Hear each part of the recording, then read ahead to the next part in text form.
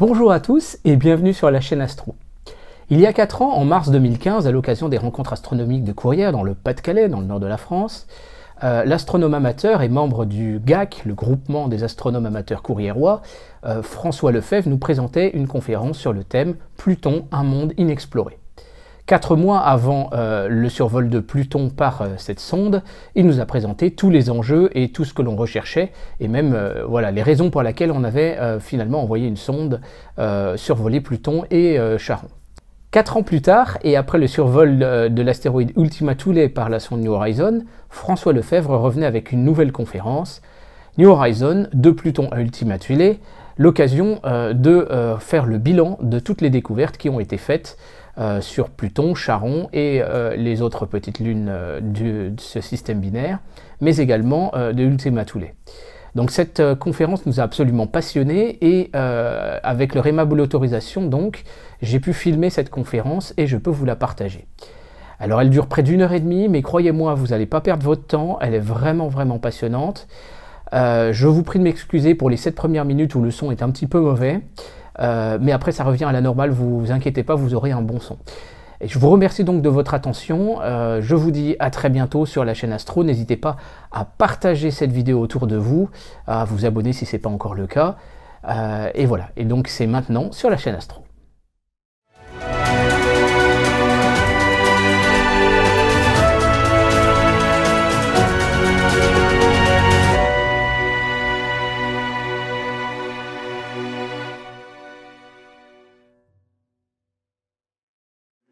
Le 15 juillet 2015.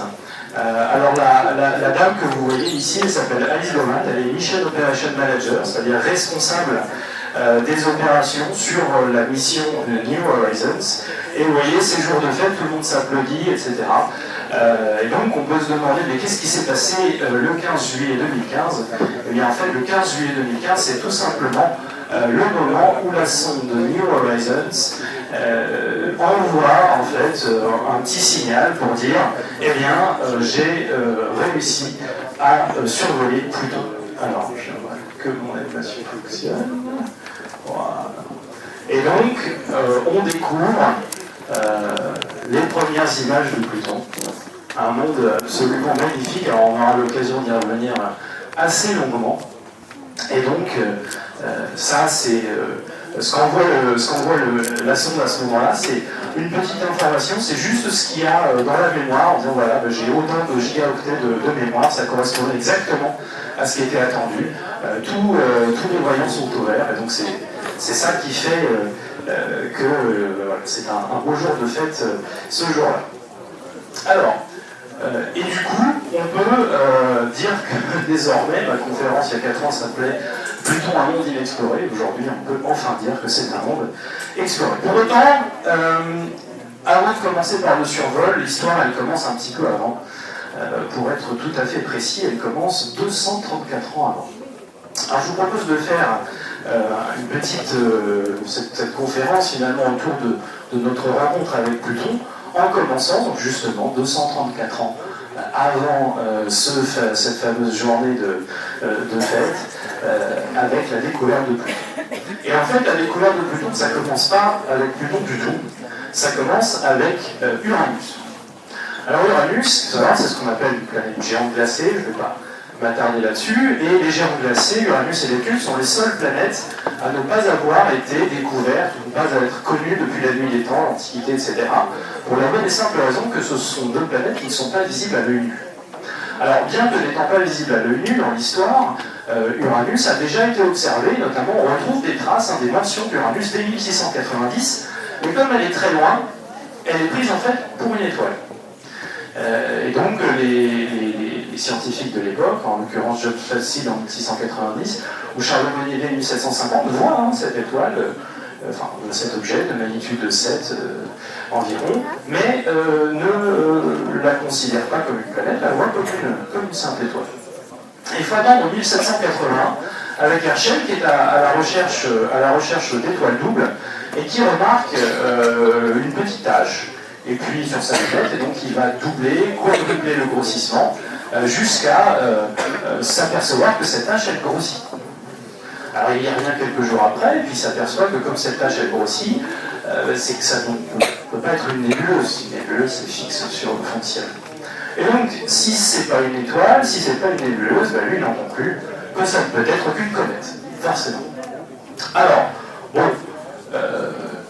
cependant, très vite on s'aperçoit que cette histoire de comète c'est un petit peu bizarre, parce que déjà on voit pas la chevelure, et puis on a un premier astronome russe qui détermine la distance de cet objet, qui est environ de 18 unités astronomiques. Or, à l'époque, détecter une comète à 18 unités astronomiques, c'est quand même extrêmement compliqué, c'est donc impossible. Et donc très très vite, finalement, dès 1783, la comète, entre guillemets, elle est reconnue comme étant une planète, et la 7e planète du système solaire. Alors, après de nombreux débats, on la nomme Uranus, et Uranus, bien qu'étant assez grosse, c'est environ 50 000 km de diamètre, il va falloir attendre le XXe siècle, et plutôt la deuxième partie du XXe siècle, avant qu'on commence à connaître vraiment quelque chose de cette planète. Alors, et c'est la même chose avec Neptune. Comment ? Ça n'existe pas, j'ai Neptune. Alors, Neptune, c'est exactement le même principe. Neptune est observé de nombreuses fois avant qu'on en comprenne son caractère planétaire. Galilée la voit, la décide même dès 1612, mais voilà, passe outre, ça doit être une étoile. Et en fait, ce qui est intéressant, c'est que dès 1781, donc c'est-à-dire la découverte d'Uranus, on s'aperçoit qu'il y a un certain nombre que l'orbite d'Uranus n'est pas conforme au calcul. C'est-à-dire que des fois, Uranus semble aller un petit peu plus vite, des fois un petit peu moins vite que ce que prévoient les calculs. Et donc ça, c'est quand même un petit peu embêtant. Et donc du coup, il y a deux théories qui s'affrontent. La première théorie, c'est de dire, si ça ne marche pas comme prévu, c'est que c'est peut-être les lois de la gravitation qui sont incorrectes. Bon, pourquoi pas. Et puis la deuxième théorie qui va s'avérer être majoritaire, c'est de dire qu'il y a sans doute une deuxième planète, ou un deuxième objet, un petit peu plus loin qu'Uranus, qui perturbe par sa gravitation l'orbite d'Uranus. Alors, du coup, se lance une espèce de course un peu folle à la recherche de cette planète supplémentaire venant. Et du coup, il y a une course un petit peu folle qui commence à se lancer dans la recherche de cette planète. Et notamment, dès 1845, on a un astronome anglais, Adams, qui par le calcul va trouver, par calcul finalement de perturbation, c'est un calcul assez simple, va arriver à trouver une position potentielle pour cette planète. Le problème, c'est qu'il n'est pas pris au sérieux par son chef, qui lui dit « oui, bon, ça je suis pas bien convaincu ». Et en parallèle, dès 1846, l'astronome français Le Verrier, qui connaît rien des travaux d'Adams, lui aussi va trouver, globalement, en faisant les mêmes calculs, va arriver à trouver un emplacement potentiel pour cette planète. Alors, on va ensuite pointer les télescopes vers la position calculée, et on découvre cette planète. Alors, c'est un petit peu, je prends quelques raccourcis, il y avait un certain nombre d'erreurs dans les calculs, c'est un feuilleton qui a duré assez longtemps, mais en gros ce qu'il faut comprendre c'est que Neptune c'est la première planète découverte, entre guillemets, par le calcul, par la plume, comme le dira Arago. Alors, quel est le rapport avec Pluton, vous allez me dire ? Il est assez simple, pourquoi ça ne marche pas ? Alors, Neptune, en fait, semble expliquer plutôt très bien les perturbations gravitationnelles d'Uranus, les perturbations orbitales d'Uranus. Et pour autant, on commence à étudier l'orbite de Neptune, et on s'aperçoit très vite que cette planète-là est elle aussi perturbée, et que son mouvement orbital semble aller parfois un peu plus vite, parfois un peu moins vite que ce que les lois de la gravitation prévoit. Et donc on se dit, c'est très simple, dans le cas d'Uranus, il y avait une planète derrière, donc ça veut dire que dans le cas de Neptune, il y a une autre planète derrière. Et donc, on se dit, il y a forcément une planète supplémentaire, on la dénomme la planète X. Alors, c'est à ce moment-là qu'intervient un certain Percival Lowell. Alors Percival Lowell, c'est un riche industriel, riche homme d'affaires, qui, pour son plaisir personnel, en 1894, se fait construire un observatoire à Flagstaff en Arizona. et il se fait construire également, dès 1896, un télescope de 61 cm. Donc en 1896, un télescope de 61 cm, c'est quand même pas rien. Et Percival Lowell, il a deux passions. La première, c'est comme vous pouvez le voir ici, c'est un fervent défenseur des canaux martiens. Donc il est absolument catégorique en disant que, mais oui, il y a de la vie sur Mars, bien évidemment. C'est ce qui est marqué, there is life on the planet Mars. Donc c'est son premier sujet d'étude, et son deuxième sujet d'étude, c'est la recherche de la fameuse planète X. Alors, il va y passer beaucoup de temps sur ses recherches, et puis il va rien trouver du tout. Donc à part ses canaux, et encore, l'histoire montrera qu'il n'y en a pas. Et donc il décède en 1916 sans héritage scientifique majeur, mais avec un héritage financier quand même intéressant, parce que ça lui suffit pour, en tout cas l'observatoire que je vous montre ici, grâce à l'héritage de Percival Lowell, continue à fonctionner. Et donc les recherches peuvent continuer à être effectuées. Alors c'est là qu'intervient un monsieur qui s'appelle Clyde Tombaugh. Alors Clyde Tombaugh, il est beaucoup plus jeune que ça, en 1930. C'est un astronome amateur, passionné d'astronomie, qui construit ses propres télescopes, et qui fait des croquis, qui fait des dessins. Et puis il les envoie à l'observatoire du coin, à Flagstaff en Arizona, en disant tiens, qu'est-ce que vous en pensez de ces croquis-là? Et les responsables de l'observatoire disent c'est vachement bien. Et puis ils lui disent allez, viens, on t'embauche. On a justement une campagne de photographie à faire à la recherche de la planète X, et ils l'embauchent pour la somme extraordinaire de $90 par mois. Alors, $90 par mois en 1930, ça fait pas beaucoup, même aujourd'hui, 1000 € à peu près. Et donc Clyde Tombaugh, il est plutôt bien équipé. Il est équipé notamment de matériel photographique qui lui permet de comparer différentes photos de champs de ciel à quelques jours d'intervalle. Alors ça, c'est la première bonne idée. La deuxième bonne idée, c'est que contrairement à Percival Lowell, qui lui a fait ses campagnes de recherche quasi exclusivement autour de l'écliptique, normal, il cherchait une planète, donc il s'est dit je cherche vers l'écliptique. Clyde Tombaugh, lui, il a eu l'idée qui s'avérera être la bonne, c'est d'aller chercher un petit peu ailleurs. Et ça, justement, ça marche plutôt pas mal, parce que alors c'est le 18 février 1930, il est en train d'analyser ses derniers clichés, qui datent donc du 23 et du 29 janvier, et il s'aperçoit qu'il y a un petit point qui bouge.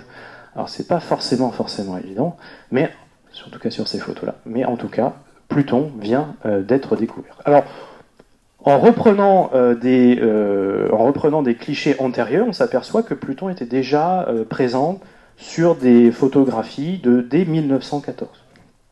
Alors, on nommera Pluton ensuite, par la suite, en hommage au dieu des enfers. Donc, on se dit c'est très très loin. Voilà, c'est un petit peu cet aspect-là. Et puis, Pluton, c'est aussi les deux premières lettres de Percival Lowell. Donc, ça fait un hommage plutôt sympa. Alors, pour autant, on s'aperçoit très vite que, ça colle pas tout à fait cette histoire. C'est-à-dire que l'astre, il est quand même très très lointain. Les télescopes les plus puissants n'arrivent pas à résoudre cet astre-là. Ça semble vraiment très très petit. Et donc, il y a un consensus qui se fait à l'époque, que se dire que Pluton, ça doit sans doute être quelque part entre 5000 et 7000 km de diamètre, c'est-à-dire grosso modo d'une taille comprise entre Mercure et Mars. Et donc, globalement, il n'y a aucune chance pour que Pluton soit à l'origine des perturbations orbitales de Neptune. Donc Clyde Tombaugh continuera à chercher sa fameuse planète X, ne la trouvera jamais. Alors, je reviens sur cette photo-là, parce qu'on peut se dire, ces photos-là datent de 1930, on ne voit pas grand-chose. Je tenais quand même à vous montrer ces clichés-là, qui ont été pris fin de l'année 2018, qu'un télescope de 500 mm aux Canaries. Il va falloir être un petit peu perspicace, qui ont été pris à quelques jours d'intervalle. Donc je ne sais pas si vous voyez, mais voilà. Pluton, même dans un télescope aujourd'hui, de 500 mm de surcroît, et aux Canaries qui plus est, ça fait pas bien gros. Donc c'est vraiment Quand les photos de 1930, finalement, sont pas beaucoup mieux aujourd'hui. Alors, bien évidemment, elles sont beaucoup mieux aujourd'hui, mais ça ne suffit pas aujourd'hui, même un 500 mm ne suffit absolument pas à résoudre quoi que ce soit sur Pluton. Alors, je conclus juste rapidement sur cette histoire de perturbation orbitale. C'est bien évidemment, donc c'est pas Pluton, mais c'est au contraire la ceinture de Kuiper dont on pressent l'existence dès les années 50. C'est la ceinture de Edgeworth-Kuiper,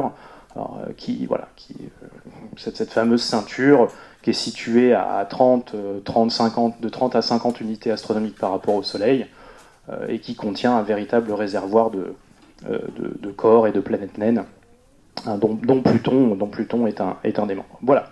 Donc voilà un petit peu pour la découverte de Pluton, donc qui se fait, je dirais, de manière très indirecte. On découvre Uranus, on s'aperçoit que son orbite est perturbée, on redécouvre Neptune, et puis, par truchement, comme ça, on arrive à la découverte de Pluton.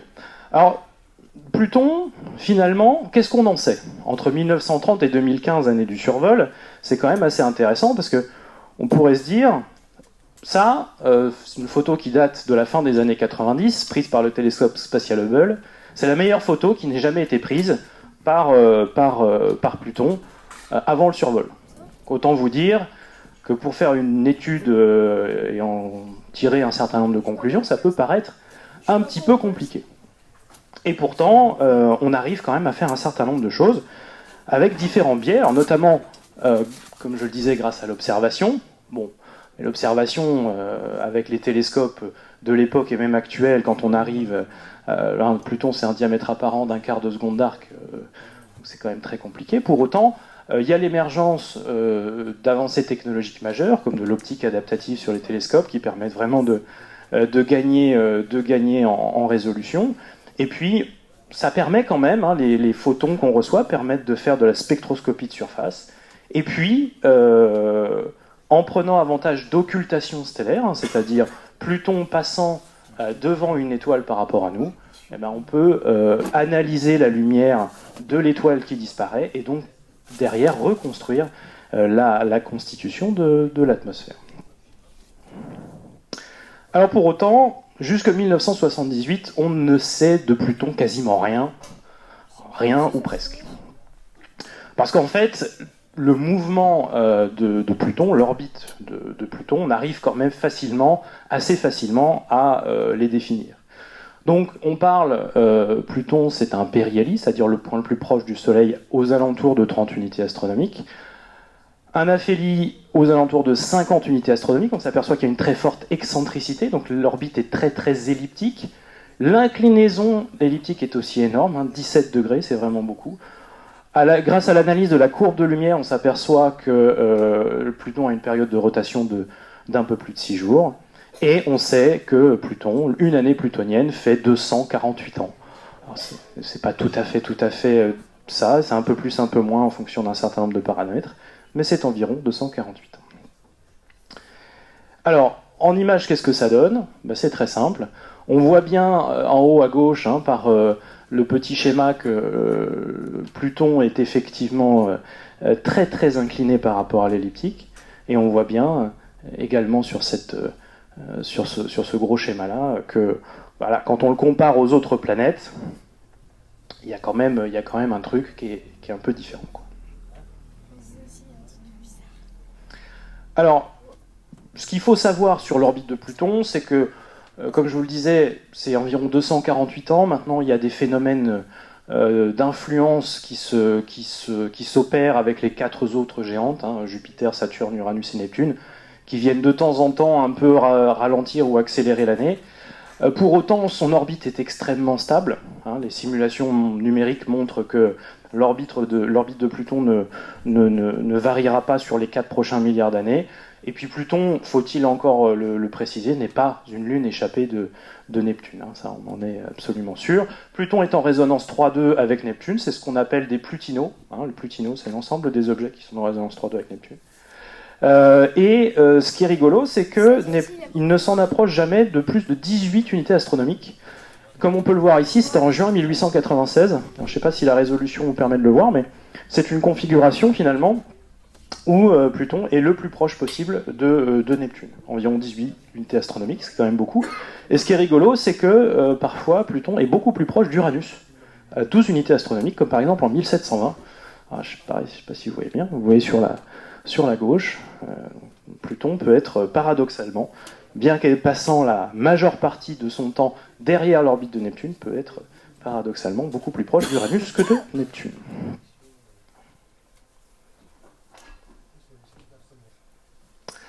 Alors, les premières estimations, comme je vous le disais, jusqu'en 1978, on se dit Pluton, c'est entre 5 et 7 000 km de diamètre. Et en termes de masse, au début, on se dit ça doit être à peu près, ça doit peser à peu près une masse terrestre. Et puis, au fur et à mesure que les instruments s'améliorent et qu'on n'arrive toujours pas à résoudre Pluton, on n'arrive toujours pas à avoir de détails, on se dit finalement cette luminosité-là, elle doit être due aussi à un albédo différent. Et donc, on ne cesse de baisser finalement l'estimation de la masse, et on se dit finalement ça doit être à peu près un dixième. Et ça c'est jusqu'en 1978, parce qu'en 1978 il se passe un truc intéressant, c'est l'astronome James Christie qui s'aperçoit en fait de l'existence de curieuses protubérances autour de Pluton, parfois à droite, parfois à gauche, etc. Et en reprenant d'autres clichés, il se retrouve ces fameuses protubérances sur des clichés un petit peu anciens. Et en fait, en regardant de près, il s'aperçoit que la période de rotation de ces protubérances, elle est égale à la période de rotation de Pluton, et donc on en conclut que c'est sans doute un satellite. Alors ça change tout, parce que justement, une fois qu'on a un système double, on arrive à remonter, avec les fameuses lois de Kepler, on arrive du coup à recalculer beaucoup plus précisément sa masse. Alors, pas sa taille, mais en tout cas sa masse. Et donc on s'aperçoit que c'est encore plus petit que ce qu'on pensait, c'est-à-dire qu'on est sur environ 1/500e de masse terrestre pour Pluton. Donc 20% de masse lunaire pour Pluton et environ 2% de masse lunaire pour Charon. Charon qui est le nom de baptême du satellite de Pluton.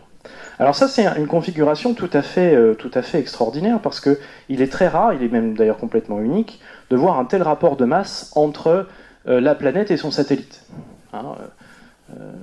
C'est-à-dire que quand on modélise le système Terre-Lune, le barycentre du système Terre-Lune, il se trouve dans la Terre, au sein de la Terre. Donc on peut décemment dire que la Lune tourne autour de la Terre. Pour autant, entre Charon et Pluton, il y a un rapport de masse qui est aux alentours de 1 pour 10, 1 pour 8. Et donc le barycentre du système se trouve à l'extérieur de la planète. Et donc on ne peut pas forcément dire que Charon tourne autour de Pluton, mais on peut dire que Charon et Pluton tournent autour d'un barycentre qui se trouve au milieu. Donc il y a une espèce de danse là comme ça qui est tout à fait esthétique. Et alors ça d'ailleurs, je vous ai mis les vraies images. Alors c'est pas très très beau, mais en tout cas c'est pris. Alors c'est sans doute pas pris. J'ai pas trouvé l'instrument de New Horizons qui a pris ces images là.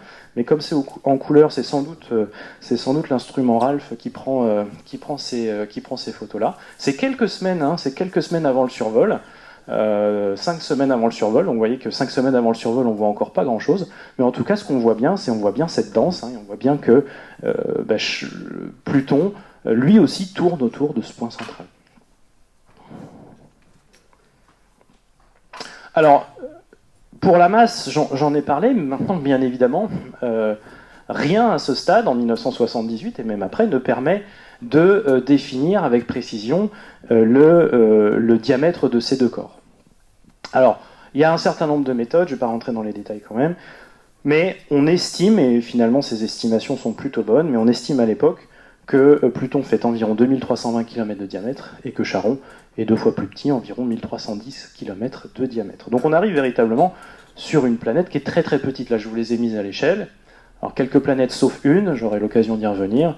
Donc on voit bien que d'une planète qui était censée être aussi massive que la Terre, aussi grosse que la Terre, puis après on s'est dit entre Mars et Mercure, finalement c'est encore plus petit que ça.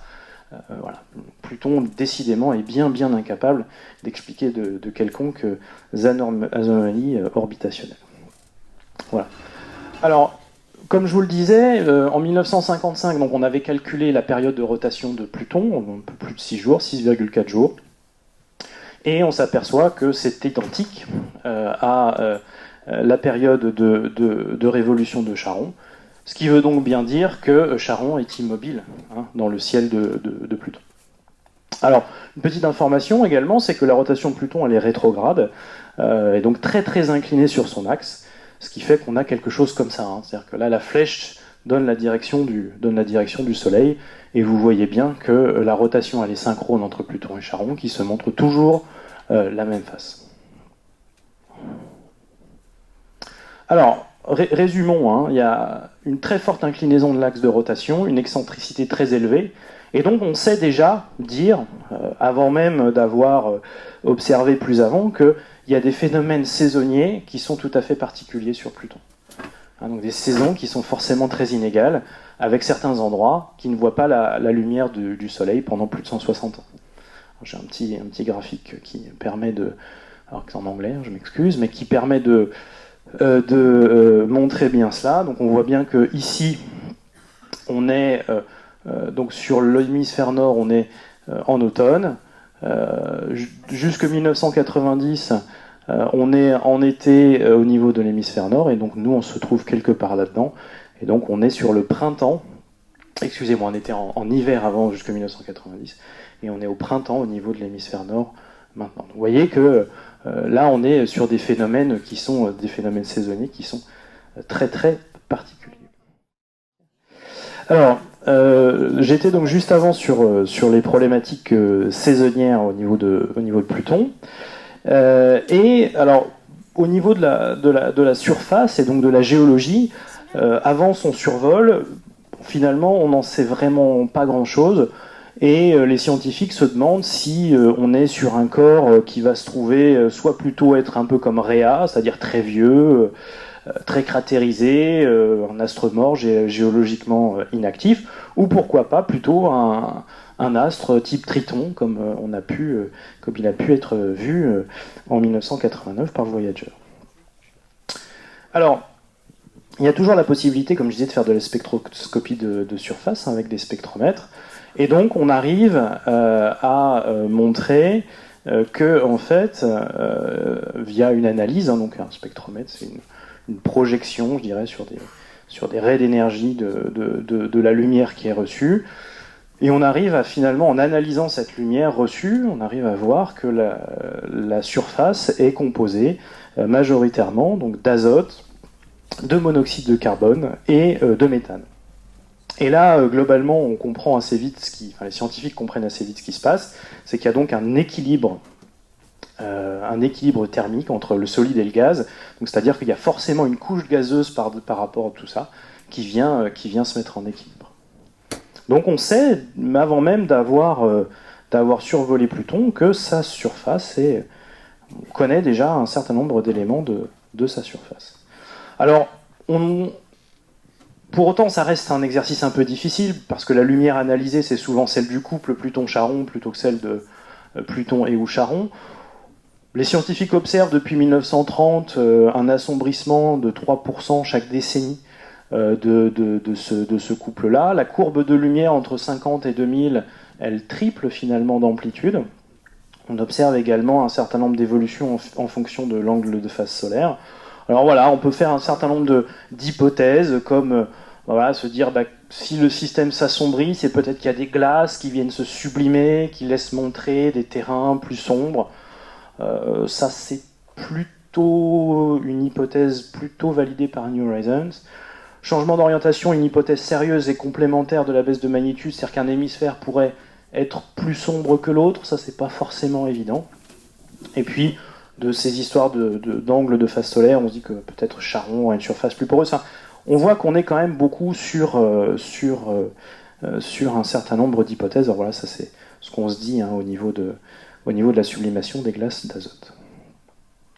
Alors, on pense, bien avant le survol, et ce sera quasiment, on va dire, quasiment validé, que Pluton est bien un astre différencié, c'est-à-dire avec une couche rocheuse et une couche de glace, un manteau rocheux, un manteau de glace, et non pas une espèce d'amalgame de manteau rocheux et glace tout ensemble. Donc, on pense que Pluton est un astre différencié. Voilà la meilleure carte de surface qu'on arrive à avoir grâce au Hubble Space Telescope. Alors, on arrive à reconnaître, une fois le survol passé, on arrive à reconnaître un certain nombre de grandes régions, mais ça va quand même pas très très loin. Alors, l'autre chose dont je parlais, c'est la spectroscopie atmosphérique. Donc, la spectroscopie atmosphérique, elle est possible uniquement lors d'une occultation. C'est-à-dire qu'on va, en analysant la lumière de l'étoile, en l'occurrence je vous en ai mis ici, en analysant la lumière de l'étoile qui va disparaître de par le passage de Pluton devant elle, on arrive à reconstruire un certain nombre d'éléments, là encore une fois par spectroscopie. Alors, elle est très délicate encore une fois, mais on montre que l'azote, sans surprise, est le constituant principal, donc ça fait écho avec ce que je disais par rapport à la spectroscopie de surface. On trouve du méthane, ça aura un impact par la suite, vous le verrez, et des traces de monoxyde de carbone sont également présentes. Alors, ça, donc, sont des éléments, des études qui datent d'avant le survol, et on arrive à anticiper ce qu'on appelle un profil atmosphérique, un profil de température. Et on s'aperçoit quelque chose d'assez intéressant ici, c'est que on pense que effectivement la température de surface elle est aux alentours de 35 Kelvin, moins 235 degrés environ, et on sait, et on est quasiment sûr de ça, même dès 2012, que finalement, de par la présence de méthane dans l'atmosphère, il y a un réchauffement au fur et à mesure où on monte en altitude dans cette fameuse atmosphère plutonienne. Donc on a une température qui augmente avant de se stabiliser aux alentours de 80 Kelvin. On sait en parallèle aussi que cette présence de méthane, elle va provoquer des espèces de brumes organiques, des espèces de brumes, et qui viennent, ces brumes qui sont un peu le symbole de la décomposition du méthane en certains éléments, des suies qui vont couler sur Pluton. On en parlera juste derrière. Alors voilà quelques éléments, on ne va pas forcément rentrer dans les détails, mais on a le résultat de spectroscopie, donc une fine atmosphère d'azote avec un peu de méthane et un peu de monoxyde de carbone. On suspecte un réchauffement saisonnier et avec un impact sur l'atmosphère en fonction de la température de Pluton. Ça, ces diagrammes-là, ils datent d'avant le survol. Les mesures depuis le survol vont pas forcément dans ce sens-là. C'était plutôt une hypothèse de départ qui n'est pas complètement validée. Et puis, voilà, il y a un petit différentiel entre une atmosphère un petit peu plus dense au niveau de Pluton, notamment dû à la présence de méthane. Alors, on parle aussi, avant le survol, d'un champ magnétique. On se dit, bon, Pluton, c'est quand même relativement gros. Il y a sans doute un petit champ magnétique résiduel, mais en fait, pas du tout. Voilà, ça, le survol a été... Enfin, New Horizons a été clair, il n'y a pas de champ magnétique. Alors, idem sur Charon. On n'en sait pas grand-chose. Donc la carte est encore plus mystérieuse. On sait que son rayon est aux alentours de 600 km. La révolution, comme je vous le disais, de 6,4 jours. On a une distance de Pluton à Pluton qui est d'environ 17-19 000 km. Et on sait que sa surface est composée majoritairement de glace d'eau avec un peu d'ammoniac. On découvre également 4 satellites dans le système plutonien, donc 4 autres satellites en plus de Charon. Donc en 2005, le Hubble Space Telescope découvre Nix et Hydra, avant de découvrir Kerberos et Styx en 2011 et 2012. Donc Nix et Hydra, c'est deux corps qui sont quand même assez visibles. On voit que Kerberos et Styx, c'est quand même une autre histoire. On aura l'occasion d'y revenir. Alors l'hypothèse privilégiée pour créer tout ça, c'est qu'il y ait eu un impact, ou un frôlement, un impact à une vitesse relativement élevée, qui crée donc, à l'époque on pense de nombreux petits satellites. Bon, on n'en connaît que 5, et on pense, à ce stade, avant le survol, qu'il y a sans doute de grandes chances pour que Pluton ait un système d'anneaux. Encore une fois, c'était plutôt intéressant comme hypothèse. mais elle n'a pas été validée. Aucun système d'anneaux n'a été trouvé, et on verra plus tard qu'il n'y a pas d'autres satellites non plus. Bon, tout ça, ça se passait plutôt bien. On était sur l'autoroute de la découverte de Pluton. Je vais juste passer assez vite sur cette partie-là, mais ce qu'il faut savoir, c'est qu'en 2005, on découvre Eris, qui est un autre petit corps, dont on mesure finalement, qui est un peu plus loin que Pluton, et on mesure que Eris aurait une taille similaire, voire légèrement supérieure à Pluton. Et là, les astronomes se disent, si on commence à découvrir Eris et puis d'autres, on va se retrouver dans une situation qu'on a connue notamment lors de la découverte des astéroïdes au XIXe siècle, avec 10 planètes, 20 planètes, 50 planètes, 100 planètes. Donc bref, à un moment donné, il faut quand même un petit peu redéfinir ce qu'on appelle une planète. Alors, en 2006, se tient à Prague le siège de l'Union astronomique internationale, dans ce bel endroit. Et c'est Jocelyn Bell, alors, qui est connue pour avoir découvert le premier pulsar à la fin des années 60. C'est elle qui anime les débats, et débats extrêmement animés, autour d'une résolution qui dit qu'est-ce que c'est une planète. Et en l'occurrence, il y a 3 critères qui sont proposés par l'Union astronomique internationale. Une planète, c'est un corps céleste qui est en orbite autour du Soleil, qui a une masse suffisante pour qui a une masse suffisante pour être sphérique, et qui a éliminé tous les corps susceptibles de se déplacer sur une orbite proche. A contrario, une planète naine, ce serait la même chose, sauf qu'elle n'aurait pas éliminé tous les corps susceptibles de se déplacer sur son orbite proche, et ce ne serait pas un satellite. Cette résolution-là, elle est votée à l'unanimité, et donc ça veut dire que si on s'arrête là, Pluton n'est plus une planète. C'est une planète naine, qui n'est pas une planète. C'est un peu bizarre, mais c'est comme ça. Alors il y a quand même une autre proposition qui est faite, une autre résolution qui dit on va ajouter un mot, on prend exactement la même résolution, mais on rajoute juste un mot, on va dire que c'est pas une planète, mais une planète classique qui est un corps céleste qui est une planète naine. Et là, comme je l'écris, c'est plus de l'astronomie, c'est de la grammaire. C'est-à-dire, en gros, une planète naine, le naine et le classique deviennent des adjectifs du nom planète. Et donc, si cette résolution-là, elle est acceptée, de facto, Pluton reste une planète. Et il y aurait 2 types de planètes, des planètes classiques et des planètes naines. Un peu tiré par les cheveux. Et de toute façon, l'Assemblée s'exprime largement contre cette résolution.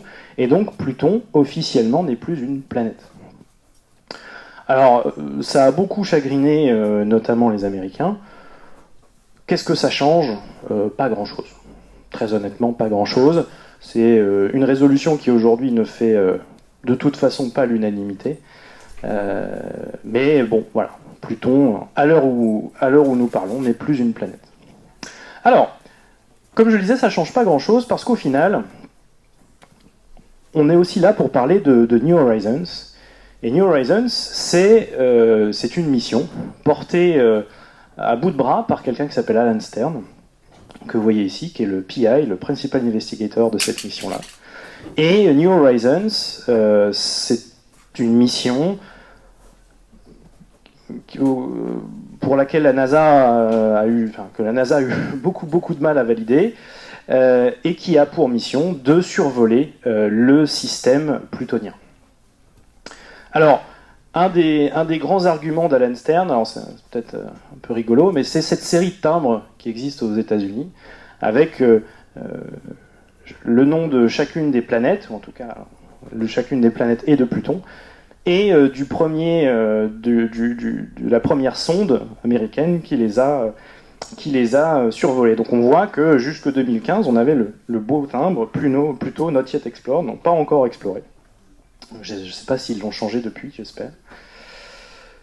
Alors, New Horizons, c'est une genèse, comme je le disais, très difficile. Parce que envoyer une sonde sur Pluton, c'est quand même très compliqué. Pluton, comme je vous le disais, c'est entre 30 et 50 unités astronomiques. C'est des années et des années de voyage. Donc, c'est assez complexe. Alors, ce qu'il faut savoir, c'est que dès Voyager 1, on a failli passer au-dessus de Pluton, en fait. Mais l'équipe a dû faire un choix entre survoler Titan ou survoler Pluton. Ils ont choisi Titan.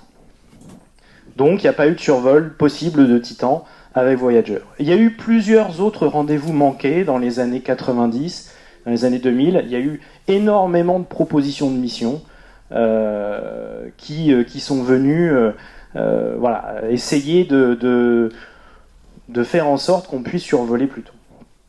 Et en fait, tout ça vient aussi d'un moment où on commence à découvrir de plus en plus d'objets au-delà de l'orbite de Neptune. On commence à se rendre compte qu'il y a vraiment quelque chose d'intéressant.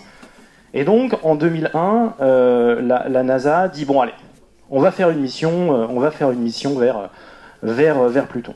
Donc, il y a 6 missions qui sont proposées, plusieurs qui viennent du JPL, Jet Propulsion Laboratory, et puis le Applied Physics Laboratory qui propose New Horizons. Et le 29 novembre 2001, c'est New Horizons qui est choisi. Alors, je vais passer vite, mais c'est important de comprendre que dans une mission, il y a plusieurs grilles d'objectifs. Il y a les objectifs principaux, ceux à côté de quoi on ne veut vraiment pas passer. Et là, en l'occurrence, obtenir une description globale de la géologie et de la morphologie de Pluton et de Charon, déterminer la composition de la surface, et puis déterminer les caractéristiques atmosphériques. C'est vraiment la base. Dans une mission, il y a aussi des objectifs hautement désirés. On se dit, ce serait quand même vachement bien qu'on puisse les avoir. Alors, très rapidement, étudier la variation dans le temps de la surface et de l'atmosphère, réaliser des prises de vue en relief, cartographier le terminateur, étudier les caractéristiques de la ionosphère, etc., et déterminer la température de la surface de Pluton et de Charon. Donc il y a un ensemble d'objectifs hautement désirés, et il y a aussi des objectifs secondaires. Sous-entendu, ceux-là, si on n'y arrive pas, c'est un peu moins grave. Donc déterminer la nature des particules énergétiques dans l'environnement Pluton et Charon, affiner les diverses caractéristiques de Pluton, rayons, masse, etc. Et puis chercher des satellites additionnels et la présence potentielle d'anneaux. Donc c'est, comme je vous disais, que c'était quand même un courant de pensée fort que l'existence de ces anneaux-là, c'était quand même déjà défini en objectif, certes secondaire, chez New Horizons. Alors, je vais passer vite sur ces histoires de contraintes, mais l'exploration spatiale est à ce site passionnant qu'il y a toujours énormément de rebondissements. Il y a énormément d'imprévus dans la construction de cette sonde. La masse augmente et pour autant on a besoin on est limité en énergie, etc. La distance faramineuse de Pluton, elle impose une grande vitesse de lancement, des vitesses de lancement qu'on n'est pas sûr de pouvoir proposer. Ça oblige un passage par Jupiter par fronde gravitationnelle. Et donc ça réduit aussi les fenêtres de tir. On pense, alors là pour le coup c'est plutôt, ça ne s'est pas avéré réel, mais on pense à l'époque que après 1989, Pluton s'éloigne du Soleil et on pense que ça va faire décroître l'épaisseur atmosphérique. Donc on se dit on a finalement un chronomètre qui tourne, sinon on va arriver, il n'y aura plus d'atmosphère. Et puis on n'a pas le droit aux panneaux solaires, aussi loin que ça, et donc on se dit qu'en plus de ça, pour gagner de l'énergie, on va mettre la sonde en hibernation pendant 7 ans. Donc voilà ce à quoi ressemble New Horizons. Une espèce de gros piano. Pour info, ça fait 2 mètres. C'est quand même un beau bébé. Je vais vous détailler un petit peu ce qu'il y a dedans, rapidement. Alors le microprocesseur, donc c'est-à-dire le cerveau de New Horizons, c'est un microprocesseur à 12,5 MHz. Alors je ne sais pas si ça vous parle, 12,5 MHz ou 25 MHz. Ce qui sortait à 25 MHz, c'était ça. Un ordinateur portable de la fin des années 80, quoi. Donc c'est-à-dire qu'on envoie en 2006 un truc quand même hautement technologique qui va être piloté par un microprocesseur quand même qui est très vieux. Alors, qui est très vieux, mais qui est très durci, qui est très endurant. Il y a une mémoire de 8 Go, pas énorme, qui est conçue pour absorber l'ensemble des données récoltées de manière autonome lors du survol de Pluton. Et puis il y a 7 instruments scientifiques que je vais vous détailler rapidement ici. On va pas tous les faire. Il faut retenir, il y en a 3-4 qui sont intéressants. Rex, en l'occurrence, c'est la grande antenne radio qui va servir aussi à de l'analyse atmosphérique. LORRI que vous voyez ici, c'est un télescope qui permettra au moment du survol de prendre des photos avec une résolution d'environ 80 mètres par pixel.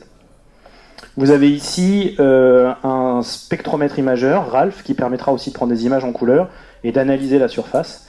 Et puis vous avez Alice aussi, qui est un spectromètre pour l'atmosphère. Vous avez ici le générateur au plutonium, le RTG, qui fournit, je crois, environ 200 watts pour alimenter tout ça.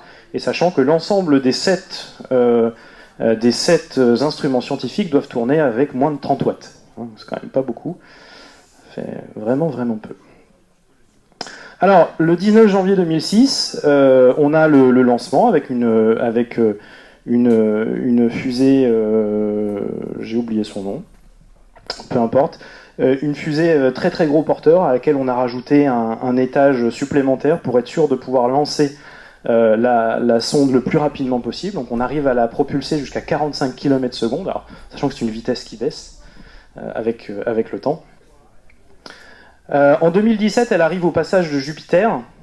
Alors, elle arrive au passage de Jupiter. Au début, c'est une contrainte, comme je vous le disais, pour par fronde gravitationnelle venir gagner de la vitesse.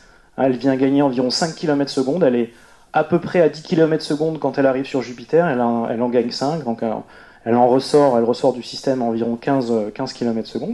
Alors, ce qu'il faut savoir, c'est que c'est à la fois une contrainte, mais en même temps forcément une opportunité, parce que les équipes scientifiques ne vont pas se priver à l'approche du système de Jupiter de faire de la science. Il y a environ 40 à 50 gigas de données qui seront prises et qui seront envoyées lors de ce passage vers Jupiter. Donc on voit notamment une très belle éruption sur Io, là, c'est un peu sombre, mais donc il y a de très belles photos qui sont prises. Et puis globalement, entre 2007 et 2014, il se passe pas grand-chose. Parce que la sonde, elle va être en hibernation. Je vais y revenir. Donc on voit qu'elle part en 2006, elle arrive en 2015 sur Pluton, et on voit, donc c'est vraiment un rendez-vous, hein, tout ça, tout bouge. Donc c'est intéressant de voir cette trajectoire-là. Alors, le planning de survol, il est quand même particulièrement chargé. Donc en août 2014, la sonde croise l'orbite de Neptune. Alors elle est encore en hibernation à ce moment-là. En décembre, elle sort d'hibernation. Et en février, elle commence ses observations. Donc avec notamment Ralph, Laurie et Alice, que je vous ai montré, là, ces instruments-là. Et à cette distance, le télescope Laurie permet une résolution de 900 km par pixel, ce qui est quand même pas terrible. Il y a plusieurs campagnes de correction de trajectoire qui vont avoir lieu. Et le 5 avril, à 100 jours avant le survol, on commence une séquence de photos de Pluton sur 6 jours, donc la rotation complète, et qui va être lancée à chaque fois que la résolution augmente s'améliore de 50%. Donc c'est-à-dire le 5 avril, le 9 mai, le 31 mai, le 16 juin, et à partir du 25 juin, on continue. Et il faut attendre le 15 mai 2015, donc c'est-à-dire 2 mois avant le survol, quasiment plus de 9 ans après son départ. Il faut attendre le 15 mai 2015 pour qu'enfin le télescope Laurie prenne des photos qui soient de meilleure qualité, de meilleure résolution que celle d'Hubble. C'est quand même dingue de se dire qu'on envoie un truc pendant 10 ans, qu'il faut attendre les 2 derniers mois pour qu'on commence à gagner en résolution par rapport à ce qu'Hubble savait faire.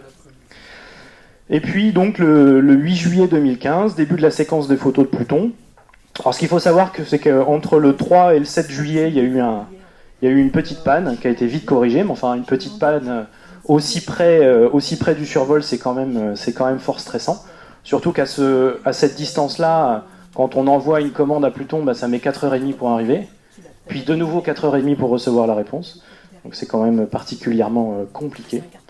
Et puis, 12 et 13 juillet, les dernières données critiques de survol sont envoyées à la Terre. Et puis le 14 juillet 2015, c'est le survol.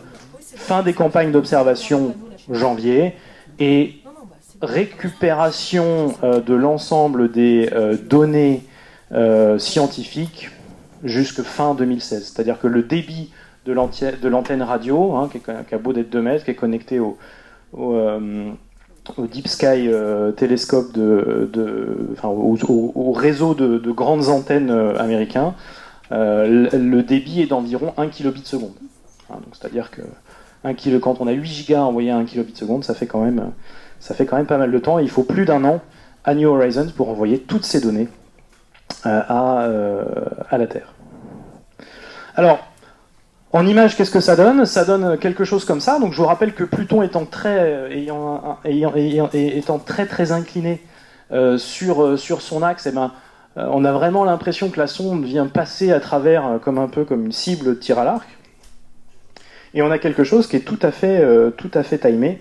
Et ce qui est intéressant, c'est que tout se passe en quelques minutes finalement. Donc on voit qu'à 11h59, il y a le survol de Pluton qui s'opère, à 12h13 le survol de Charon, et à 12h40 la sonde est programmée pour se retourner et passer exactement dans le cône d'ombre créé par Pluton qui se trouve devant le Soleil, et ce qui permettra des analyses atmosphériques évidentes.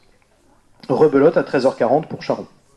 Donc tout ça tout ça est vraiment une gymnastique et une espèce de danse, un ballet qui est quand même très bien coordonné, d'autant plus que tout fonctionne de manière complètement autonome. C'est bien évidemment par radio guidée de la Terre, avec 4h30 de temps pour pouvoir envoyer une commande, c'est absolument pas possible. Donc là vous voyez une simulation de ce qui se passe, et on voit que la sonde en fait est prévue pour opérer complètement seule. Donc autant vous dire que pour les scientifiques, c'est quand même stressant parce qu'il n'y a pas le droit à l'erreur. C'est-à-dire que tout peut fonctionner, mais si on est à 1 degré à côté, on prend des photos dans le vide. Et on aura des jolies photos d'étoiles et on ne verra pas Pluton. Alors il y a juste une petite remarque par rapport à cette simulation-là, c'est qu'on voit que on s'aperçoit que c'est toute la sonde finalement qui tourne. Parce qu'en fait, il y a un choix qui a été fait par l'équipe New Horizons dès le début de la conception, c'est de ne pas donner la possibilité aux instruments de s'auto-aligner. Pour des raisons de fiabilité technique, de dire ce serait trop bête de rajouter du risque finalement. Et donc c'est bien à chaque fois toute la sonde qui bouge. Donc en fonction de ce qu'on doit observer et en fonction de l'instrument avec lequel on l'observe, c'est toute la sonde qui fait cette espèce de ballet là, minutieusement orchestré. Alors là, ce sont de vraies images prises donc à partir du mois de juin. Donc on voit donc Pluton. Alors je pense que les images ont été recentrées sur Pluton, parce que sinon on devrait voir Pluton également tourner un peu. Et on s'aperçoit on a New Horizons qui arrive doucement mais sûrement au-dessus de Pluton, et on commence à voir les premières images, on commence à voir les premières structures, et donc le monde entier est arrivé à ça. Et donc on revient à notre point de départ. Le petit film que je vous ai montré tout au début, c'était ça en fait. On est à ce moment-là, la sonde elle vient de survoler de manière complètement autonome le système plutonien, et on attend juste qu'elle se retourne avec son antenne dirigée vers la Terre et qu'elle nous dise si ça s'est bien passé. Et là en fait la sonde vient juste de dire ouais, tout s'est bien passé. Donc vous avez ça c'est une simulation du survol, donc on voit que la sonde va passer comme ça, exactement. Et donc, on a les premières images. Alors il faut attendre parfois plusieurs jours, plusieurs semaines, et là on a vraiment des paysages absolument extraordinaires que je vous invite à aller voir sur internet. Il y a vraiment des photos à très très haute résolution, donc on a des terrains ici très très rouges, sépia, marron, très cratérisés. On a des structures absolument hallucinantes, je reviendrai dessus, des structures très très lisses, qui semblent du coup très très jeunes géologiquement parlant, pour revenir là encore sur de nouveau des structures un petit peu plus contrariées, avec des formations géologiques tout à fait particulières. Ici on aura l'occasion d'y revenir. Alors avec des gros détails qui sont absolument extraordinaires là encore. Donc là on est sur une résolution d'environ, comme je vous le disais, d'environ 70 mètres par pixel. Donc on a ces structures-là, font quelques dizaines de kilomètres uniquement. On a des montagnes qui font entre 2, 3 000, 4 000 mètres de haut, pour vous donner un peu l'échelle. Donc on est vraiment sur des très gros plans. Là encore une fois, ces structures très contrariées, avec cette couleur rouge-marron. Et puis, alors ça a été reconstitué après, mais ce qu'on voit de manière tout à fait frappante sur cette photo, c'est les couches atmosphériques, on les voit bien. sur un relief, un monde vraiment magnifique. Et puis, je vous parlais de cette fameuse photo du cône d'ombre. Ah ben là, ça, c'est une photo qui est absolument magnifique. Hein. C'est la sonde qui se retourne et qui photographie eh bien Pluton avec la lumière du Soleil qui vient juste illuminer les couches atmosphériques. Et on s'aperçoit que le ciel est bleu sur Pluton. Avec un petit zoom, hein, d'ailleurs, on s'aperçoit que il y a vraiment des strates sur plusieurs centaines de mètres. Hein. L'atmosphère plutonienne monte jusqu'à plusieurs dizaines de kilomètres, 130 kilomètres, c'est un petit peu plus qu'il n'était prévu. Et aujourd'hui, d'ailleurs, on n'explique encore pas pourquoi est-ce qu'il y a ces strates qui sont vraiment à l'échelle de toute la planète. Un mystère qui n'est pas résolu pour le coup. Et puis Charon, n'oublions pas Charon. Là aussi, on a de très très belles photos de Charon. Alors, on aura l'occasion d'y revenir, mais on a de moins gros plans que sur Pluton, parce que la sonde survole Pluton, elle passe à 12 000 km de Pluton, elle passe à 25 de Charon, donc Charon étant plus petit en plus, donc on a une résolution qui est moindre, mais tout à fait suffisante pour commencer à faire de la géologie. Un petit portrait de famille. Donc là, on a les deux corps. Alors, pas à cette distance, bien évidemment, c'est beaucoup plus loin. Mais en tout cas, les tailles sont à l'échelle.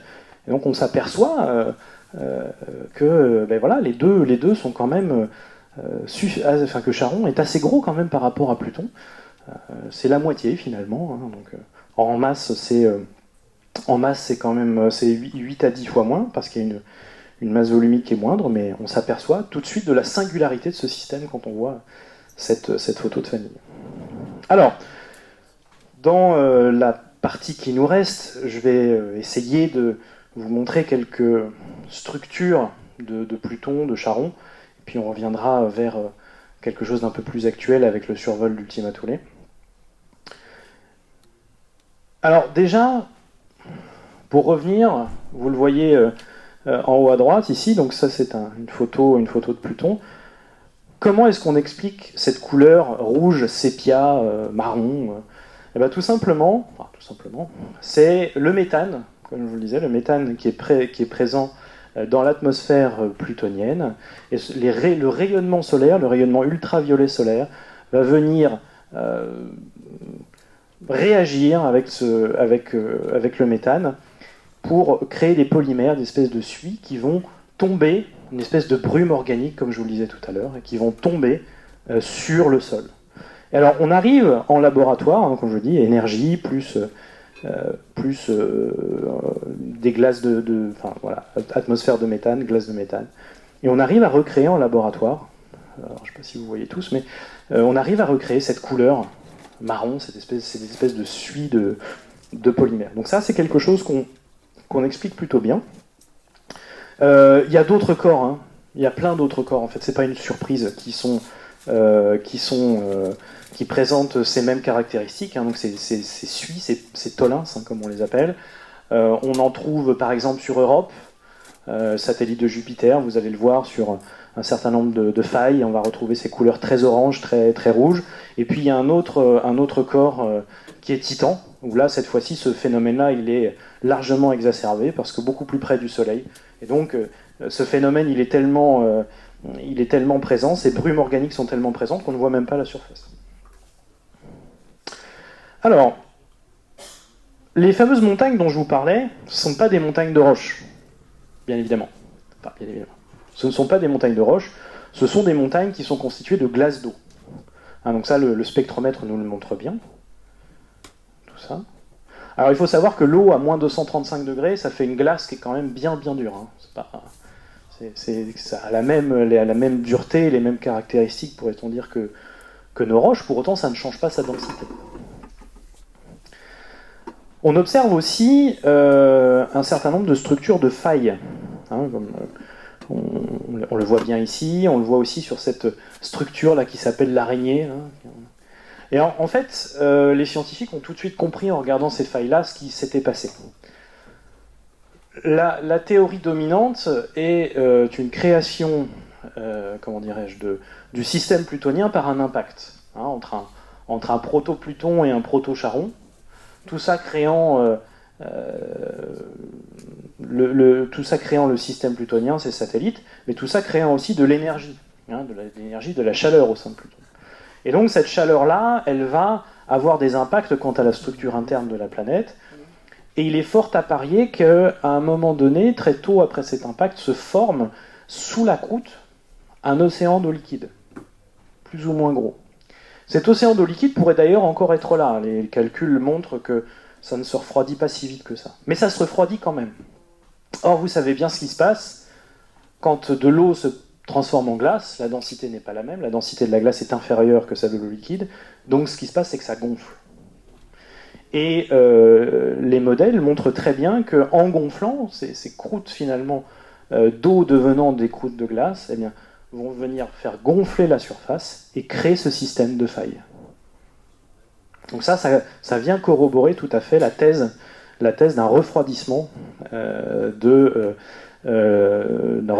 des couches internes finalement de Pluton suite à cet impact.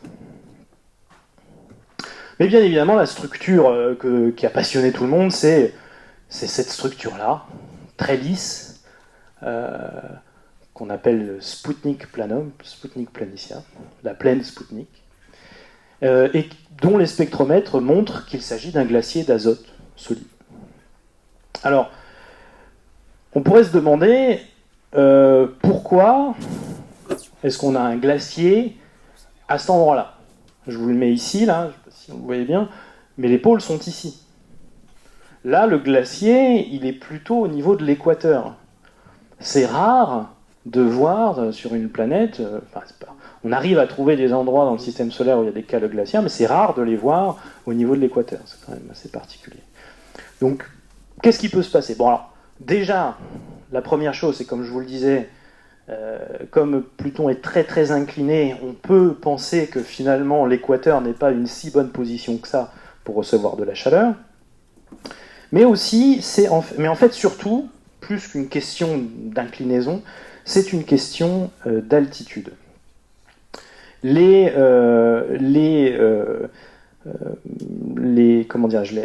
photographies, les études d'altitude, arrivent à montrer que en fait, cette structure-là, Sputnik Planum, se trouve plusieurs kilomètres en dessous que le reste de la surface.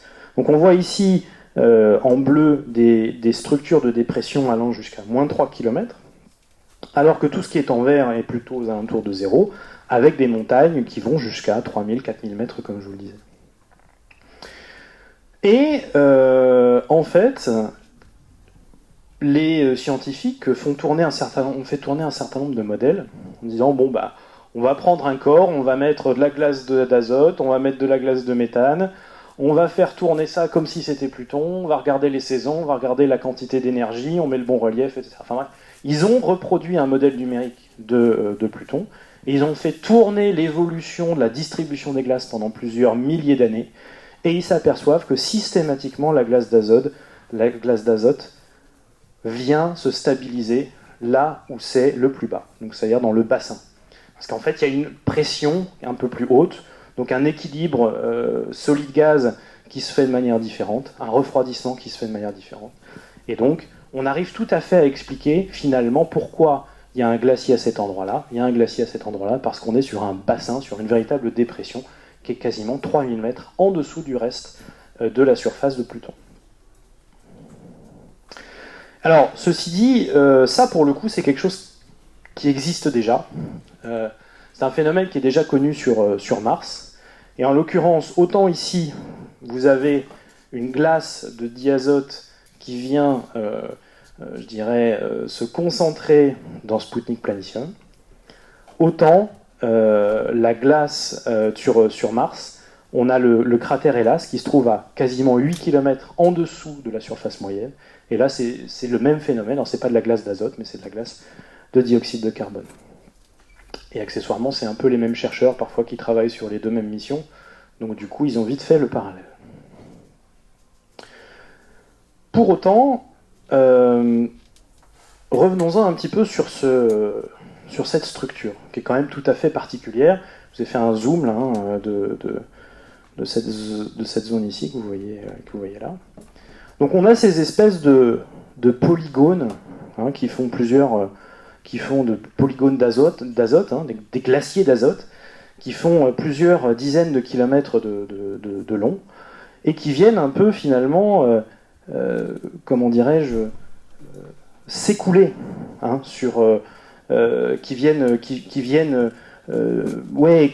qui coulent un petit peu et qui sculptent le relief, environnement. Et là, les chercheurs pensent que ce qu'il se passe en fait, c'est que ces polygones sont en fait des cellules de convection. C'est-à-dire que la surface du glacier est sans doute un petit peu plus froide que le bas du glacier, qui se trouve à plusieurs kilomètres, plusieurs dizaines de kilomètres en dessous. Il y a quelques dizaines, vingtaines de Kelvin de différence entre le haut et le bas. Et tout ça va créer sur sur plusieurs milliers d'années, plusieurs centaines d'années, ça va créer un retournement de ces surfaces-là. D'accord ? Donc on a une espèce de, voilà, un petit peu comme les glaciers qui se retournent sur la mer, mais on a un peu le même phénomène de par des différences de densité, la densité étant différente en fonction de la surface ou de la glace des profondeurs, donc plus chaudes.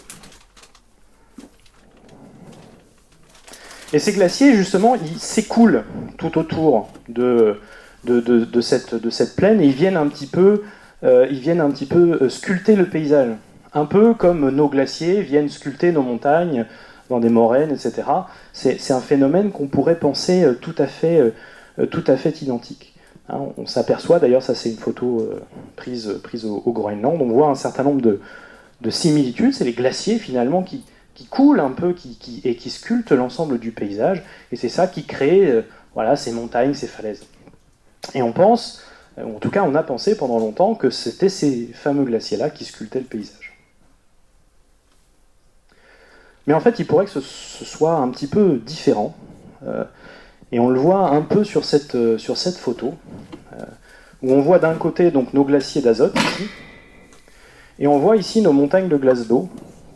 Et le sentiment qu'ont les chercheurs, c'est qu'on a l'impression que ces montagnes-là, elles flottent sur les glaciers d'azote.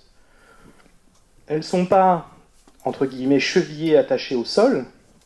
On a vraiment l'impression qu'elles sont chamboulées, brinque-ballées, elles flottent véritablement, ce qui expliquerait toute cette densité de montagnes un peu bizarre. Et en fait, c'est quelque chose qui s'expliquerait plutôt pas mal. Donc on le voit d'ailleurs sur des grandes structures comme ça. On voit le mouvement des glaces d'eau qui viennent se condenser même aux endroits des intersections des polygones. Et en fait, tout ça serait une histoire de densité. Contrairement où sur Terre, où on a nos montagnes de roches qui ont une densité largement supérieure à nos glaciers, donc on n'a jamais vu des montagnes flotter sur nos glaciers, mais là, on est sur des montagnes de glace d'eau qui sont sur des glaciers d'azote. Or, la densité de l'azote, des glaces d'azote sont largement supérieures aux glaces d'eau, et donc il est tout à fait probable, il est tout à fait possible qu'en fait, ce soit l'ensemble du complexe montagneux, qu'on voit ici, qui soit finalement bougé, brinque-ballé par ces glaciers d'azote. Il est même d'ailleurs possible, ces structures où on voit les glaciers, les montagnes d'eau s'accumuler sur la périphérie des structures en polygone, ça s'explique par le fait que quand les cellules de convection d'azote se retournent, la densité de l'eau est trop faible pour pouvoir plonger également. Et c'est ça qui fait qu'il y aurait cette accumulation, cette agrégation de montagnes d'eau glacée finalement, à ces endroits-là. On le voit sur ce petit schéma-là, la glace refroidit, le glacier bascule, mais pas la glace d'eau. Donc voilà, c'est assez particulier, c'est des choses qu'on ne voit pas sur Terre, c'est des choses qu'on voit nulle part ailleurs dans le système solaire, mais en tout cas c'est l'explication la plus plausible aujourd'hui de pourquoi est-ce qu'on a trouvé ces montagnes un peu toutes seules dans ces glaciers d'azote. Et c'est sans doute le courant majoritaire par rapport au fait de se dire il y a des montagnes et puis le relief est sculpté par ces glaciers-là.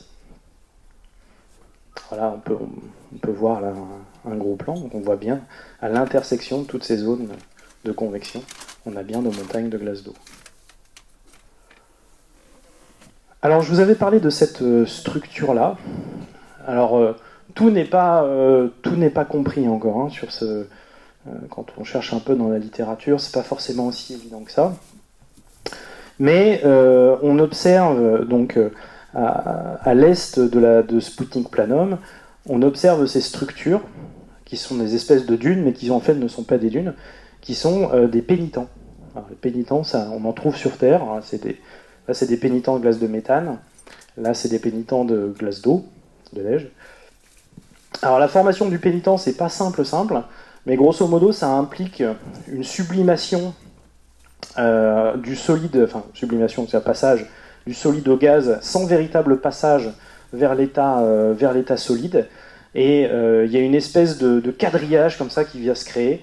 Les zones les plus basses en altitude agissant un peu comme un corps noir, donc absorbant plus la chaleur. Enfin, il y a un phénomène physico-chimique assez complexe et qu'on arrive plutôt bien à recréer grâce au modèle sur Pluton, donc avec des structures tout à fait uniques hein, à cet endroit. Alors il y a autre chose qui a un petit peu interpellé les scientifiques, c'est le fait que les montagnes soient enneigées. Alors, sont enneigées pas par de la glace d'eau, pas par de la neige, mais par de la glace de méthane. Alors ça pour le coup on pourrait se dire mais en quoi c'est un problème ? Il y en a bien sur Terre, il y avait de la neige sur les montagnes sur Terre. Mais oui, mais souvenez-vous de ce que je vous ai dit un petit peu plus tôt dans la conférence, l'atmosphère de Pluton chauffe avec l'altitude. C'est-à-dire qu'il fait plus chaud à quelques kilomètres d'altitude qu'en surface. Donc ça peut sembler du coup bizarre, parce que sur Terre, ça va fonctionner par condensation. On a, d'ailleurs je crois que c'est le que j'ai juste derrière, on a de l'air chaud qui va ensuite se refroidir, et par condensation, on a finalement cette neige qui tombe. Au niveau de Pluton, c'est exactement l'inverse. Vous voyez ici sur le schéma de couleur, on est plutôt sur en fait une surface froide, et en fait ces surfaces de relief viennent percer et viennent tout de suite toucher cet air chaud, et c'est ça qui crée la condensation. C'est exactement l'inverse, j'ai envie de dire, que sur Terre. Mais on arrive quand même bien à expliquer pourquoi les montagnes sont enneigées de glace de méthane. Mais encore une fois, c'est pas une question de refroidissement de l'atmosphère, c'est une question d'une surface froide qui vient toucher une atmosphère chaude, et donc il y a condensation. Alors, un petit passage aussi sur l'atmosphère de Pluton. Donc, première remarque, hein, les analyses donc, de l'outil ALICE ont plutôt, voire même totalement, confirmé ce qui était pensé, c'est-à-dire qu'on est sur une atmosphère riche en azote, avec du méthane, avec d'autres traces, hein, éthane, éthylène, acétylène. Je vous invite à regarder aussi la différence entre les deux courbes, entre Pluton et Charon. On voit que Charon, on a une baisse, hein, quand, je crois que c'est Rex, là en l'occurrence, c'est par signal radio, quand le New Horizons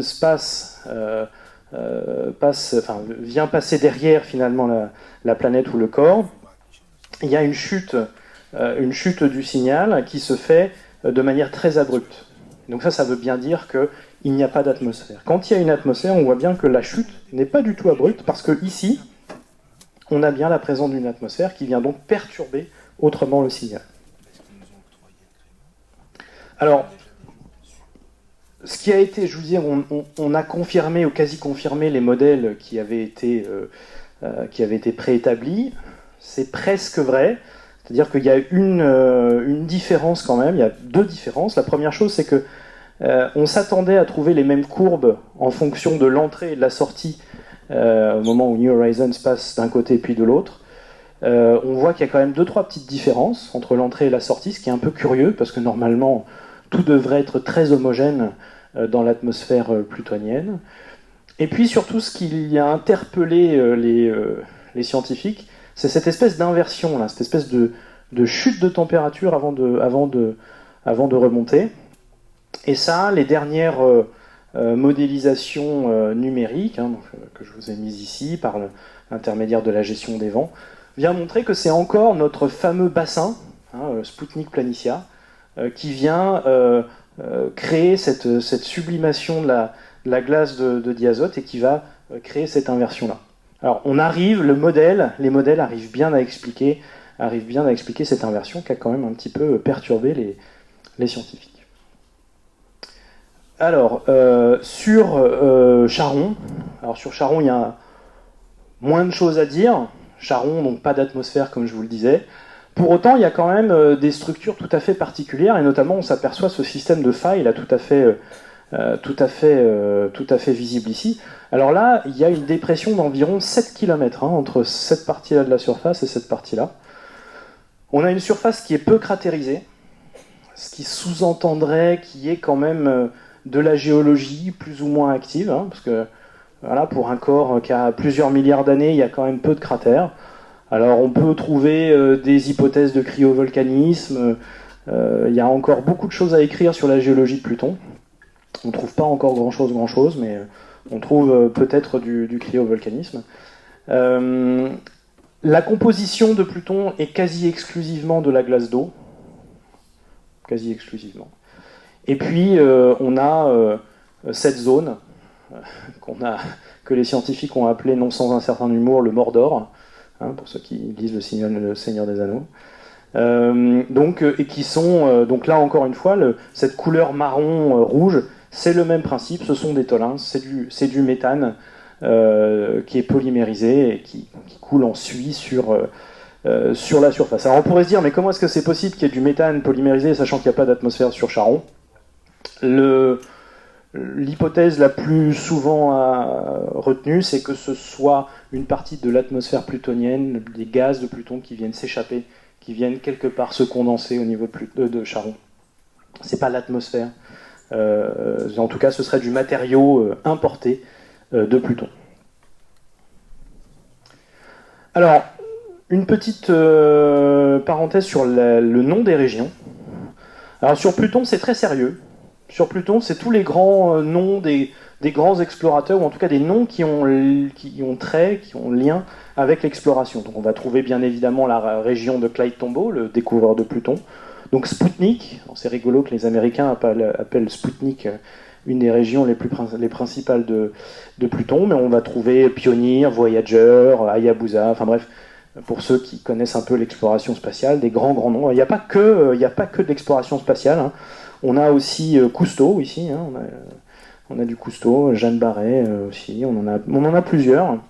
On a là cette structure-là qui s'appelle la baleine, effectivement, donc qui s'appelle, alors je ne saurais pas le prononcer, Stoulou, pas quoi, enfin bref, des trucs un peu mythiques, toujours en lien avec l'exploration. Alors autant c'est très sérieux sur Pluton, autant sur Charon c'est du grand n'importe quoi. C'est-à-dire qu'on a le cratère Dark Vador, le cratère Leia, Vulcain, Captain Kirk, enfin bref, c'est un peu parti en sucette, et donc la région du Mordor. Donc voilà, alors c'est pas les noms officiels encore, mais il y a de grandes chances que ça le devienne. Donc je vous laisse imaginer ce qu'on laisse à la postérité, c'est assez rigolo. Alors, n'oublions pas aussi certains éléments qui ont été, importants en ce qui concerne le système plutonien, à savoir les satellites. Alors, on voit bien que Nix et Hydra ont quand même des photos qui sont de meilleure qualité. Alors, Nix et Hydra, c'est environ 45 km dans leur plus grande dimension. C'est deux corps qui ont à peu près la même taille.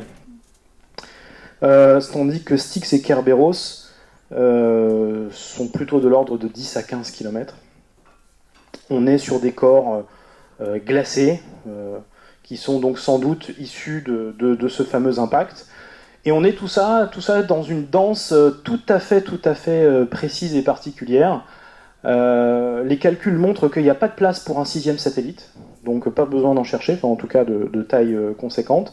Et puis, exception notable dans le système solaire, c'est que autant Pluton et Charon sont vraiment phase loquées, comme on dit, c'est-à-dire qu'ils présentent toujours la même la même partie de la surface. Autant vous voyez que les autres, c'est pas du tout le cas. Ils tournent un peu comme ils veulent. Enfin, pas comme ils veulent. Alors ils sont dans des résonances en plus assez compliquées avec Pluton. 6.1, je ne sais plus exactement lesquelles. Et en tout cas, c'est tout à fait particulier. C'est les seuls, je crois, satellites ou presque du système solaire qui ne présentent pas toujours la même phase par rapport à la planète autour duquel ils tournent. Alors, voilà pour le système plutonien. Je vais juste vous donner quelques mots pour ce qui suit ensuite. Après Pluton, il était prévu que New Horizons continue vers la ceinture de Kuiper, ce qu'il a fait. Il y avait 95% de probabilité de passer près d'un objet de 45 km, mais il y a eu beaucoup de difficultés à trouver lequel. Il a fallu faire appel au Hubble Space Telescope, 200 orbites, ça a été un peu le stress. Et finalement, l'équipe en 2014 a finalement trouvé un objet de 30-45 km, pensait-on, qui a été baptisé Ultima Thule, donc, du nom de l'île nordique légendaire. Voilà la photo originale qui montre le déplacement de ce corps extrêmement loin du Soleil sur le fond de ciel. Alors, avant le survol, il y a quand même eu un certain nombre d'études qui ont été faites, et notamment toujours les fameuses occultations stellaires en Amérique du Sud et en Afrique en 2017. Donc on voit cette étoile-là qui disparaît, parce que Ultima Thule va passer devant. Et en positionnant intelligemment un certain nombre de télescopes et en mesurant très précisément le moment où où l'étoile apparaît, disparaît, etc., on arrive à recréer une espèce de coupe, de profil de l'objet. Et donc on s'aperçoit que finalement dès 2017, on ne le voit pas bien ici, mais on a l'impression qu'on a affaire à deux lobes, une espèce de bonhomme de neige, quoi. Et donc ce qui explique que sur les affiches de propagande entre guillemets de la NASA, on présente Ultima Thule déjà comme ayant deux lobes. Et alors ça n'est pas sans faire penser d'ailleurs à la comète Churyumov qui a été survolée, enfin même plus que survolée, par la mission Rosetta. Donc on se dit on doit sans doute avoir encore affaire à un corps, deux corps qui viennent s'agréger à faible vitesse.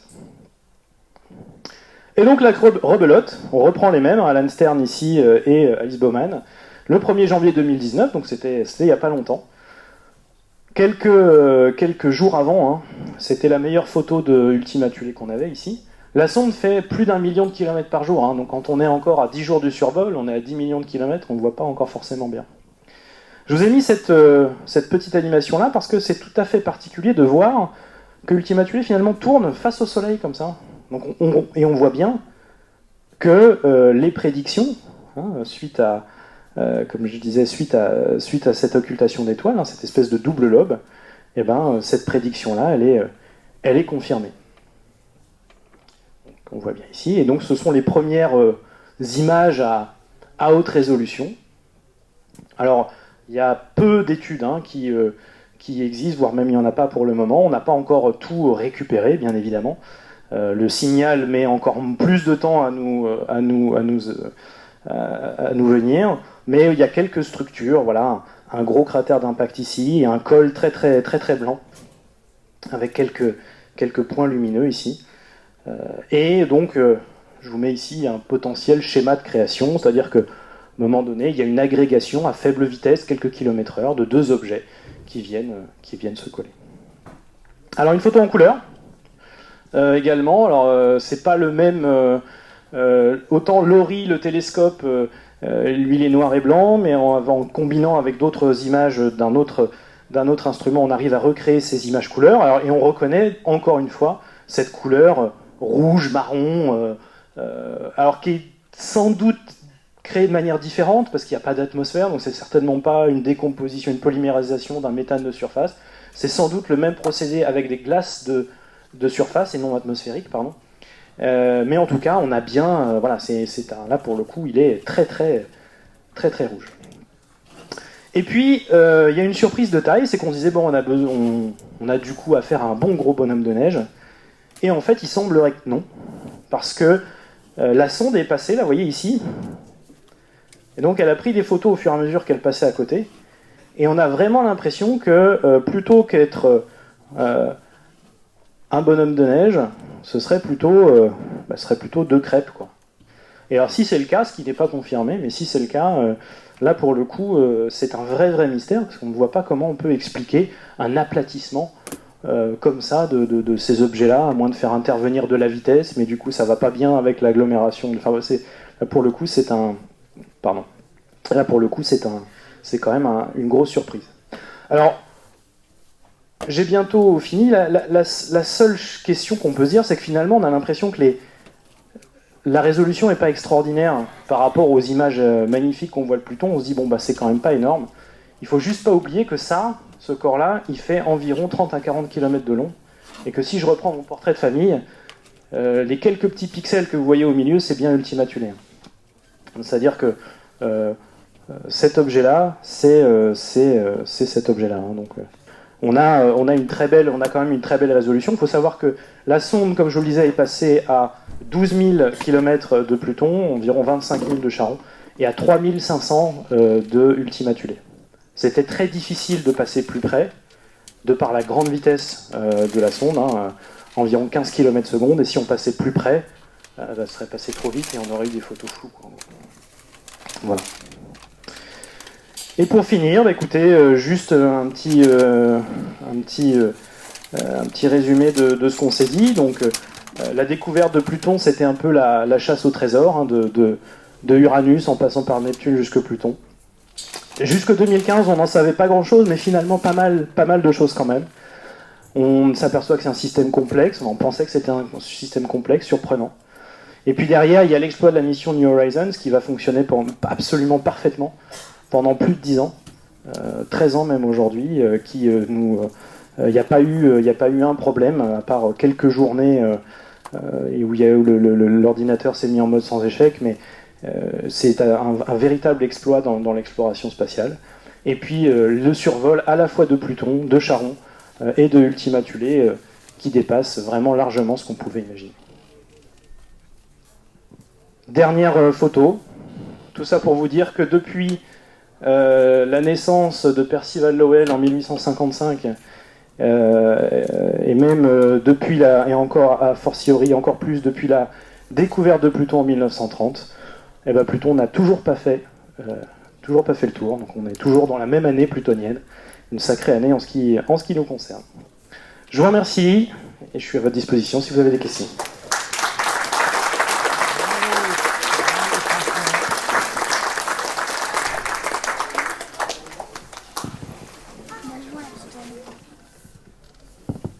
Est-ce qu'il y a une suite de prévue ? Alors c'est une bonne question. Alors le budget de New Horizons est voté jusque 2021-2022. Le problème c'est que pour trouver d'autres objets, il y a aucun autre instrument qui peut aider New Horizons que New Horizons lui-même. Donc il reste encore pas mal d'ergols. Il doit rester quasiment un tiers du carburant.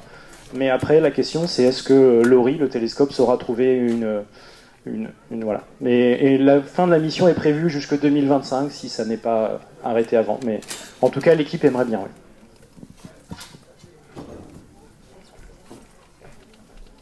J'aurais pu te mettre encore plus loin. Merci. Oui, tout à l'heure, on a vu les photos de Charon avec, entre autres, la grande cassure entre la partie haute et la partie basse. Est-ce qu'on a une explication précise, autre que celle du choc que l'on avait envisagé au début des premières photos ? Alors, cette cassure-là ? Ouais. Alors, oui, l'explication principale, c'est la solidification de l'océan sous-surfacique qui va donc faire gonfler la planète et les modèles, hein, en tout cas quand on lit, expliquent bien ce système de failles et ça, ce ne serait ni plus ni moins que la croûte finalement qui gonfle. C'est l'explication principale.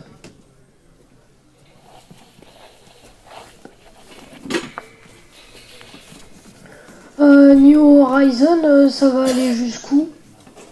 Jean. On va pas le faire revenir a priori. C'est pour le moment il est à donc il est quand même donc il vient de survoler Ultima Thule qui est donc à j'ai plus le chiffre en tête mais qui a une grosse quarantaine d'unités astronomiques de chez nous. On va essayer de le diriger vers un autre objet si on en trouve un autre. Et puis d'ici 2025, il sera sorti de la ceinture de Kuiper, donc c'est cet amas d'objets, et à partir de là, il y a vraiment très très faible probabilité qu'on trouve quoi que ce soit d'intéressant à survoler, auquel cas on le laissera continuer. Mais il n'y aura pas grand chose à en faire d'autre. Notre question ? Est-ce que ça peut encore faire de la science sans croiser un objet ? Étudier le milieu un peu comme voyageur, oui, je pense. Parce qu'il y a quelques instruments, dont SWAP notamment, qui sont là pour étudier le vent solaire. Donc je pense que ça doit pouvoir encore marcher. Mais à part ça, après les télescopes fonctionnent encore. Donc peut-être qu'ils trouvent des trucs à... Par exemple, quelques mois après le survol de Pluton, ils ont trouvé un quasi-satellite de Pluton, une espèce de truc qui orbite très très loin, qu'ils ont photographié. Mais c'est un tout petit truc qu'ils ont photographié à 100 millions de kilomètres, donc c'est pas énorme. L'énergie en fait de New Horizons est nucléaire, donc on devrait pouvoir avoir de l'énergie pendant encore très très longtemps. Donc on va avoir contact avec la sonde pendant très longtemps. Peut-être plus que les voyageurs, les sondes voyageurs. Oui, tout à fait. C'est le RTG, hein, c'était une pièce de rechange de Cassini.